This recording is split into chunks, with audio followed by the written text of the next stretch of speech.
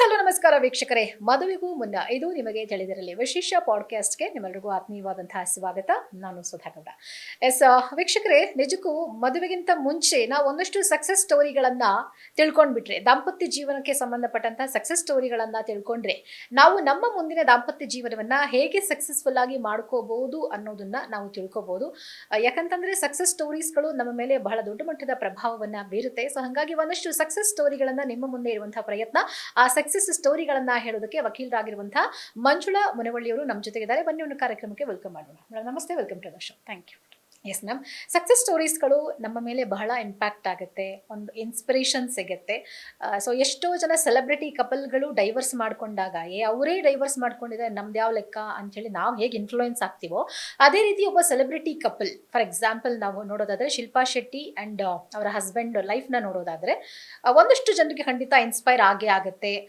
So ಹಾಗಾಗಿ ನಾವು ಈ ಸಕ್ಸಸ್ ಸ್ಟೋರೀಸ್ಗಳನ್ನ ಜನರಿಗೆ ತಿಳಿಸುವಂಥ ಒಂದು ಪ್ರಯತ್ನ, ಎಸ್ಪೆಷಲಿ ಡೈವರ್ಸ್ ಹಂತದಲ್ಲಿರುವಂಥವ್ರಿಗೆ ಈ ಸಕ್ಸಸ್ ಸ್ಟೋರೀಸ್ಗಳು ಅವ್ರ ಮೇಲೆ ಇಂಪ್ಯಾಕ್ಟ್ ಆಗಲಿ ಅನ್ನೋ ಕಾರಣಕ್ಕಾಗಿ ಸೊ ನೀವು ಹ್ಯಾಂಡಲ್ ಮಾಡಿದಂಥ ಸಕ್ಸಸ್ ಸ್ಟೋರೀಸ್ಗಳ ಬಗ್ಗೆ ಮಾತಾಡೋದಾದ್ರೆ, ಇದು ಇವತ್ತಿನ ದಿನಕ್ಕೆ ಸಮಾಜಕ್ಕೆ ನಾವು ಎಲ್ಲರೂ ಕೂಡ ನೆಗೆಟಿವ್ ಆಗಿ ಡಿವೋರ್ಸ್ ಆದ್ರೆ ಎಷ್ಟು ಬೇಕಾಗತ್ತೆ, ಆಮೇಲೆ ನಮ್ಗೆ ಮೇಂಟೆನೆನ್ಸ್ ಎಷ್ಟು ಸಿಕ್ಬಿಡುತ್ತೆ, ಪ್ರಾಪರ್ಟಿಯಲ್ಲಿ ನನಗೆ ಹಕ್ಕಿದೆಯೇ ಇಲ್ಲ, ಈ ತರ ಕೇಳೋದಕ್ಕಿಂತ ನನ್ನ ಮದುವೆನ ನಾ ಹೇಗೆ ಉಳಿಸ್ಕೋಬಹುದು ಅನ್ನೋದು ತುಂಬಾ ಮುಖ್ಯವಾದ ಪ್ರಶ್ನೆ ಮೇಡಮ್. ಕೇಳಲ್ಲ ಯಾರು ಕೇಳಲ್ಲ.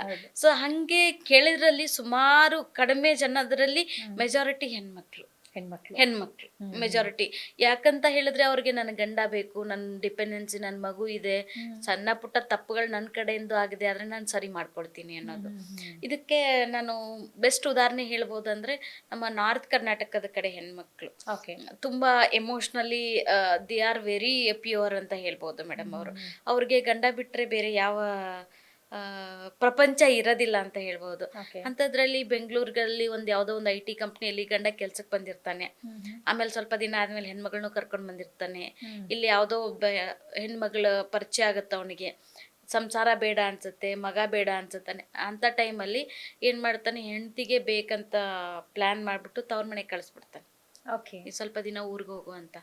ಊರ್ಗ್ ಹೋದ ಈ ಡ್ಯೂರೇಷನ್ ಅಲ್ಲಿ 2 months ಅಲ್ಲಿ ಅಡ್ವೊಕೇಟ್ಸ್ ಕಡೆಯಿಂದ ಪಿಟಿಷನ್ ಫೈಲ್ ಮಾಡ್ತಾನೆ, ಡೆಸಿಷನ್ ಮತ್ತೆ ಕ್ರಿಯಾಲಿಟಿ ಗ್ರೌಂಡ್ ಮೇಲೆ ಅವಳು ನನ್ ಬಿಟ್ಟು ಹೋಗಿದ್ದಾಳೆ, ಏನೂ ರೀಸನ್ ಇಲ್ದೆ ಇಬ್ರು ಚೆನ್ನಾಗಿರೋ ದಂಪತಿಗಳು ಫೈಲ್ ಮಾಡ್ತಾರೆ. ಫೈಲ್ ಮಾಡಿದಾದ್ಮೇಲೆ ರೆಸ್ಪಾಂಡೆಂಟ್ಗೆ ನೋಟಿಸ್ ಸರ್ವಾದಾಗ ಬರ್ತಾಳೆ. ಆಮೇಲೆ ಶಾಕ್ ಆಗುತ್ತೆ. ಆ ಟೈಮಲ್ಲಿ ಏನ್ ಮಾಡ್ತಾರಂತಂದ್ರೆ ಆ ಮನೇನ ಇರೋ ಬಾಡಿಗೆ ಮನೇನ ಶಿಫ್ಟ್ ಮಾಡ್ಬಿಡ್ತಾನೆ. ಎಲ್ಲಿದ್ದೀನಿ ಅಂತ ಯಾವ್ದು ಕಮ್ಯುನಿಕೇಶನ್ ಕೊಡೋದಲ್ಲ ಹೆಣ್ಮಗ್ಳಿಗೆ. ತವ್ರ ಮನೆಯವರು ಇರೋರು ಅವ್ರ ಗಂಡನ ಮನೆಯವ್ರನ್ನೆಲ್ಲರೂ ಮನೆ ಹತ್ರ ಕರ್ಕೊಂಬಂದ್ರೆ ಮನೆ ಖಾಲಿ ಮಾಡಿದಾರೆ ಅಂತ ಹೇಳ್ತಿದ್ದಾರೆ. ಆ ಹೆಣ್ಮಗ್ಳು ಎಲ್ಲೂ ಹೋಗ್ಬೇಕು?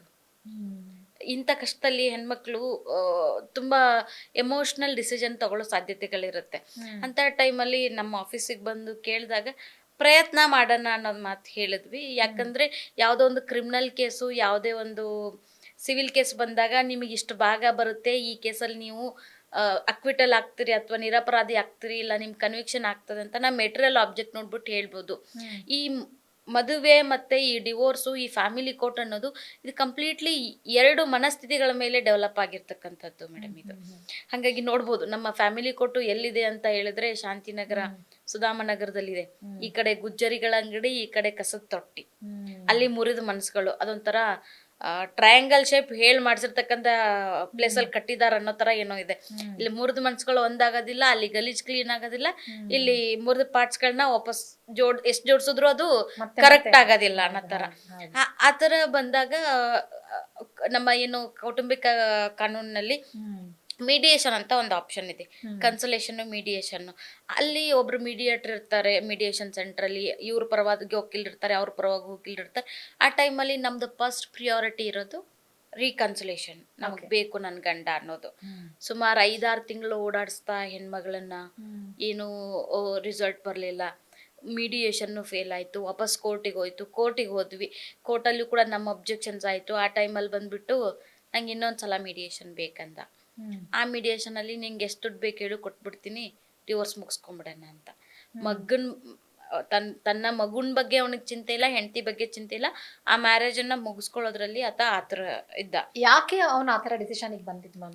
ಬಿಕಾಸ್ ಬೇರೆ ಹೆಣ್ಣು ಮಗಳ ಸಂಬಂಧ ಮೇಡಮ್. ಬೇರೆ ಯಾವುದೂ ರೀಸನ್ ಇರಲಿಲ್ಲ. ಯಾಕಂದ್ರೆ ಈ ಮದುವೆ ಮುರಿದು ಬೀಳೋದಕ್ಕೆ ಆತನ ಕುಟುಂಬದವ್ರು, ಆತನ ತಂದೆ ತಾಯಿಗಳೇ ರೆಡಿ ಇರಲಿಲ್ಲ. ಓಕೆ. ಆ ಕುಟುಂಬನೂ ಕೂಡ ಈ ಹೆಣ್ಮಗಳಿಗೆ ಸಪೋರ್ಟ್ ಮಾಡ್ತಿತ್ತು. ಏನಾಗಿದ್ದಾಗ್ಲಿ ನಾವು ಕೋರ್ಟಲ್ಲಿ ನೋಡ್ಕೊಳ್ಳೋಣ, ಅವ್ನು ಇಷ್ಟು ದಿನ ಅಂತ ಆಗಿರ್ತಾನೆ ಅಂತ. ಸೊ ಆ ಹೆಣ್ಮಗಳ ಸಪೋರ್ಟ್ ಇರೋದ್ರಿಂದ, ಆ ಹೆಣ್ಮಗಳಿಗೆ ಆ ಕುಟುಂಬದವ್ರ ಸಪೋರ್ಟ್ ಇರೋದ್ರಿಂದ ಅದು ಹೇಗಾಯ್ತು ಅಂದ್ರೆ, ಕೊನೆಗೆ ಇನ್ನೊಂದ್ಸಲ ಮೀಡಿಯೇಷನ್ ಕೇಳಿ ಎಷ್ಟು ಬೇಕು ದುಡ್ಡು ನಿನ್ ಮೇಂಟೆನೆನ್ಸ್ ತಗೋ, ನನಗೆ ಆದ್ರೆ ಈ ಹೆಣ್ಮಗಳು ಇಲ್ಲ, ನನಗೆ ಮಗ ಇದ್ದಾನೆ, ನಾನು ಒಬ್ಳೇ ಇದ್ದಿದ್ರೆ ನಾನು ಏನೋ ಇನ್ನೊಂದು ಮದುವೆ ಮಾಡ್ಕೊಂಡು ಹೋಗ್ಬಿಡ್ತಿದ್ದೆ, ನಾನು ಈ ಟೈಮಲ್ಲಿ ಡಿಸಿಷನ್ ತಗೊಳಕ್ಕಿಲ್ಲ, ಹಂಗೆ ಬೇಕಾದ್ ಇದ್ಬಿಡ್ತೀನಿ ನಾನು ನಿನ್ನ ಹೆಸರು ಮೇಲೆ, ಆದ್ರೆ ನಂಗೆ ಡಿವೋರ್ಸ್ ಅಂತೂ ಬೇಡ ಅಂತ. ಇದು ತುಂಬಾ ರೇರ್ ಆಗಿ ಕೇಳೋ ಮಾತುಗಳು ಮೇಡಮ್. ನಾನು ಹಂಗೆ ಬೇಕಾದ್ರೆ ಇದ್ಬಿಡ್ತೀನಿ, ನನ್ಗೆ ಇನ್ನೊಂದು ಮದ್ವೆ ಆಗಲ್ಲ, ನಂಗೆ ಡಿವೋರ್ಸ್ ಬೇಡ ಅಂತ. ನನ್ನ ಮಗು, ನಿನ್ನ ಹೆಸರಿಗೆ ನನ್ನ ಮಗು ಇದೆ, ಅದನ್ನ ನೋಡ್ಕೊಂಡು ನಾನು ಇದ್ಬಿಡ್ತೀನಿ ಅಂತ. ಅಂತ ಮಾತು ಅಂದಾಗ ನಿಜವಾಗ್ಲೂ ಗಂಡು ಮಕ್ಳಿಗೆ ಆತನ ಎಮೋಷನ್ ಬೆಳಿಬೇಕು. ಆ ಹೆಂಡತಿ ಹಂಗೆ ಹೇಳ್ತಿದ್ದಾಳೆ ಅಂದಾಗ್ಲೂ ಆತನಿಗೆ ಎಮೋಷನ್ಸೇ ಇಲ್ಲ ಅಂದಾಗ ಐ ಥಿಂಕ್ ಅಲ್ಲಿ. ಆಮೇಲೆ ಏನಾಯ್ತು ಅಂದ್ರೆ ಮೇಡಮ್, ಒಂದು 8 months ಹೋಯ್ತು, ಮತ್ತೆ ರೀಕನ್ಸಿಲೇಷನ್ಗೆ ಮತ್ತೆ ಮೀಡಿಯೇಷನ್ ಬಂದ್ವಿ, ಅಲ್ಲೂ ಆಗ್ಲಿಲ್ಲ.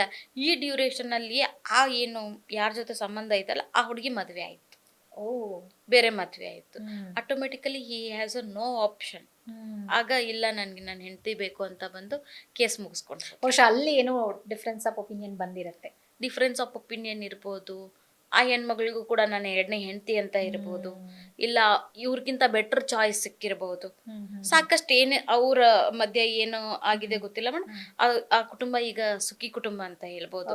ಒಂದು ಪುಟ್ಟದಾದ ಮಗು, ಹೆಂಡತಿ, ಇವ್ರೊಂದು ನೌಕರಸ್ಥರು. ಆ ಹೆಣ್ಮಗಳು ಆ ಡ್ಯೂರೇಷನ್ ಅಲ್ಲಿ ಒಂದ್ ಯಾವ್ದು ಮೇಕಪ್ ಕೋರ್ಸ್, ಆರಿ ವರ್ಕ್ ಕೋರ್ಸ್ ಮಾಡ್ಕೊಂಡ್ಲು. ಗಂಡ ಬಿಟ್ಟೋಗಿರೋ ಆ 1 ವರ್ಷದ ಡ್ಯೂರೇಷನ್ ಅಲ್ಲಿ ಅವಳು ಸಣ್ಣದಾದ ಪುಟ್ಟದಾದಂತ ಬಿಸ್ನೆಸ್ ಹಾಕೊಂಡು ಅವಳು ಚೆನ್ನಾಗಿದ್ದಾಳೆ ಇವಾಗ. ಇಲ್ಲಿ ಎಕನಾಮಿಕ್ ಡಿಪೆಂಡೆನ್ಸಿನೂ ಕೂಡ ಹೆಣ್ಮಕ್ಳಿಗೆ ತುಂಬಾ ಅಪಾಯಕಾರಿ ಅಂತ ಹೇಳ್ಬೋದು. ಅವ್ರು 1 ರೂಪಾಯಿ ದುಡಿಲಿ, ತಮ್ಮ ಕಾಲ್ ಮೇಲೆ ನಿಂತ್ಕೊಂಡು ದುಡ್ಕೊಂಡು ನನ್ಗೊಂದ್ ಬಟ್ಟೆ ನಾನು ಖರೀದಿಸೋಷ್ಟು ಶಕ್ತಿ ಅವ್ರು ಬೆಳೆಸ್ಕೊಳ್ಬೇಕು. ಅಂದ್ರೆ ಕೊನೆಗೂ ಇಬ್ರು ಕೂಡ ಒಂದ್ ಮಾಡಿ ಕಳಿಸಿದ್ರಿ. ಒಂದ್ ಮಾಡಿ